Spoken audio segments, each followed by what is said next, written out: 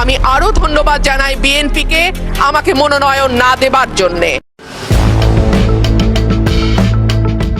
সংসদ নির্বাচন শেষে এবার আলোচনায় স্থানীয় সরকার অর্থাৎ মেয়র কিংবা চেয়ারম্যান মেম্বারের নির্বাচন। ত্রয়োদশ সংসদ নির্বাচনে বিদ্রোহী প্রার্থী হওয়ায় বিএনপির যেসব নেতা বহিষ্কৃত হয়েছেন তাদের দলে টানার চেষ্টা করছে জাতীয় নাগরিক পার্টি এনসিপি। একই সঙ্গে বিদ্রোহী নেতাদের সমর্থন করায় যেসব নেতাকর্মী বিএনপি ছাড়া হয়েছেন এনসিপিতে এলে তাদের স্থানীয় সরকার নির্বাচনে সমর্থন দেওয়ার প্রস্তাব দেওয়া হচ্ছে। বিষয়টি বিএনপির প্রধান তারেক রহমানের জন্য খুবই দুশ্চিন্তার। বিএনপির এসব নেতারা যদি এনসিপিতে যোগ দেয় তবে স্থানীয় নির্বাচনে বিএনপির জেতা এক প্রকার অসম্ভব হয়ে পড়বে। সে সাথে দুর্বল হয়ে যাবে বিএনপি তৃণমূল। তারেক রহমানের দল ছেড়ে এনসিপিতে যোগ দিচ্ছেন বিএনপি কোন কোন নেতা, চলুন একে একে দেখে নেওয়া যাক। বিএনপি ছেড়ে এনসিপিতে যোগ দিচ্ছেন এমন নেতাদের মধ্যে প্রথমে চলে আসছে মঞ্জুর আলমের নাম। চট্টগ্রাম বিভাগে কোন বিএনপি নেতা এনসিপিতে আসবে সেটি ম্যানেজ করার দায়িত্ব দেওয়া হয়েছে মুখ্য সংগঠক ও কুমিল্লা ৪ আসনের এমপি হাসনাত আবদুল্লাহকে। এর অংশ হিসেবেই পহেলা বৈশাখ বিকেলে চট্টগ্রামে বিএনপির সাবেক মেয়র মঞ্জুর আলমের সঙ্গে দেখা করেন তিনি। বিষয়টি বিএনপি জানতে পারলে হাসনাত আবদুল্লাহর বিরুদ্ধে অবস্থান নিতে সেখানে হাজির হয় কিছু বিএনপি নেতা। তারা মঞ্জুর আলমকে ফ্যাসিবাদের দোষর আখ্যা দিয়ে হাসনাতকে প্রশ্ন করেন একজন জুলাই যোদ্ধা হয়ে কেন তিনি আওয়ামী লীগ নেতার বাসায় এসেছেন। মঞ্জুর ও হাসনাত উভয়ের ভাষ্য সাক্ষাৎটি ছিল সৌজন্যমূলক। বলে রাখা ভালো, মঞ্জুর আলম বিএনপির মেয়র হলেও তিনি একসময় আওয়ামী লীগেরই রাজনীতি করেছেন। পরে বিএনপি নেতাদের ঘেরাও থেকে পুলিশ হাসনাতকে রক্ষা করে। এক পর্যায়ে এনসিপি থেকে প্রচার করা হয় ব্যক্তিগত কারণে তিনি সেখানে গেলে বিএনপি ও ছাত্রদলের নেতারা তাকে ঘেরাও করে। উল্লেখ্য, সাবেক আওয়ামী লীগ নেতা মঞ্জুর আলম চট্টগ্রাম সিটি কর্পোরেশনে আওয়ামী লীগ সমর্থিত কাউন্সিলর ছিলেন। আওয়ামী লীগের সমর্থন না পেলেও ২০১০ সালে মেয়র পদে প্রার্থী হন তার একসময়ের রাজনৈতিক গুরু ও দলের নেতা মহিউদ্দিন চৌধুরীর বিরুদ্ধে। বিএনপির তৎকালীন চেয়ারপারসন খালেদা জিয়া সেই সময় মঞ্জুর আলমকে মেয়র পদে সমর্থন দেন। নির্বাচনে জয়ী মঞ্জুর আলম পরে বিএনপি চেয়ারপারসনের উপদেষ্টা পদ পান। ২০১৫ সালে নির্বাচনেও বিএনপি সমর্থিত মেয়র প্রার্থী ছিলেন মঞ্জুর আলম। ভোটের দিন কারচুপির অভিযোগ তুলে নির্বাচন বর্জন করে রাজনীতি থেকে অবসরের ঘোষণা দিয়েছিলেন তিনি। ২০১৮ সালে সংসদ নির্বাচনে আওয়ামী লীগের মনোনয়ন চান মঞ্জুর আলম। ২০২৪ সালে নির্বাচনে আওয়ামী লীগের মনোনয়ন না পেয়ে স্বতন্ত্র প্রার্থী হন। তবে গত ফেব্রুয়ারি নির্বাচনে তিনি ধানের শীষের প্রার্থীদের পক্ষে প্রচার চালান। বিএনপির মেয়র শাহাদাত হোসেনের সঙ্গে চট্টগ্রামে তারেক রহমানের জনসভার দিন তিনি সক্রিয় ছিলেন। এরপরও বিএনপিতে ফিরতে না পারায় মঞ্জুরকে দলে টানার চেষ্টা করছে এনসিপি। যদিও তিনি নিশ্চিত করেননি চট্টগ্রামে মেয়র পদে এনসিপি সমর্থিত প্রার্থী হবেন কিনা। হাসনাত আবদুল্লাহ বলেন, এনসিপির সাংগঠনিক বিস্তারের জন্য অনেকের সঙ্গে কথা হচ্ছে। এর অংশ হিসেবে খালেদা জিয়ার একজন সাবেক উপদেষ্টা মঞ্জুর আলমের সঙ্গে কথা হয়েছে। জিয়া রহমান ও খালেদা জিয়ার আদর্শের রাজনীতি যারা করেন তাদের সঙ্গে এনসিপি কথা বলবে। তারা কেউ এনসিপিতে এলে স্বাগত জানানো হবে। এদিকে জানা গেছে স্বতন্ত্র হিসেবে নির্বাচিত বিএনপি নেত্রী রুমিন ফারহানাও এনসিপিতে আসছেন। দলীয় সূত্রে জানা গেছে চলতি মাসের মধ্যেই তিনি আনুষ্ঠানিকভাবে এনসিপিতে যোগ দিতে পারেন, যদিও বিষয়টি এখনও নিশ্চিত হয়নি। রাজনৈতিক বিশ্লেষকদের মতে সাম্প্রতিক সময়ে জুলাই আন্দোলনের পক্ষের শক্তিকে এক প্ল্যাটফর্মে আনার চেষ্টা চালিয়ে যাচ্ছে এনসিপি। সেই লক্ষ্যেই বিভিন্ন রাজনৈতিক ব্যক্তিত্বের সঙ্গে যোগাযোগ রক্ষা করছে দলটি। এ প্রসঙ্গে জানা গেছে সাবেক বিএনপি নেত্রী ও বর্তমান স্বতন্ত্র সংসদ সদস্য রুমিন ফারহানার সঙ্গেও নিয়মিত যোগাযোগ রাখছেন এনসিপির শীর্ষ নেতারা। তবে তার যোগদানের বিষয়টি এখনও প্রাথমিক পর্যায়ে রয়েছে। এ বিষয়ে এনসিপির যুগ্ম আহ্বায়ক আরিফুল ইসলাম আবিদ বলেন, আমরা অনেকের সঙ্গে আলোচনা করছি। রুমিন আপার যোগদানের বিষয়টি এখনও চূড়ান্ত হয়নি। রাজনৈতিক মহলে আলোচনা রয়েছে রুমিন ফারহানা যদি এনসিপিতে যোগ দেন তাহলে তা দেশের রাজনীতিতে নতুন সমীকরণ তৈরি করতে পারে। বিশেষ করে বিরোধী রাজনীতির ক্ষেত্রে এটি একটি গুরুত্বপূর্ণ মোড় হিসাবে দেখা হতে পারে।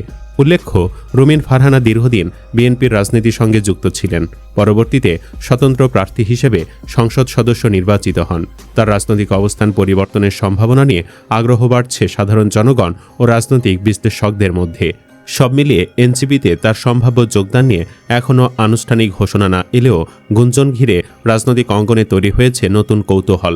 এরকম প্রতি জেলাতেই বিএনপির বিদ্রোহীরা রয়েছেন যাদেরকে দলে ভেড়াতে সর্বোচ্চ চেষ্টা করা হচ্ছে।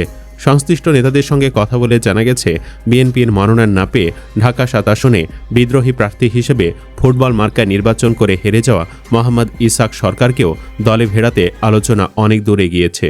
আওয়ামী লীগ আমলে মামলা ও কারাবাসের জন্য আলোচিত এই নেতা বিএনপি থেকে স্থায়ী বহিষ্কার হয়েছেন। এনসিপি তাকে দলে ভিড়িয়ে রাজনীতিতে সাংগঠনিক শক্তি বাড়াতে চাচ্ছে।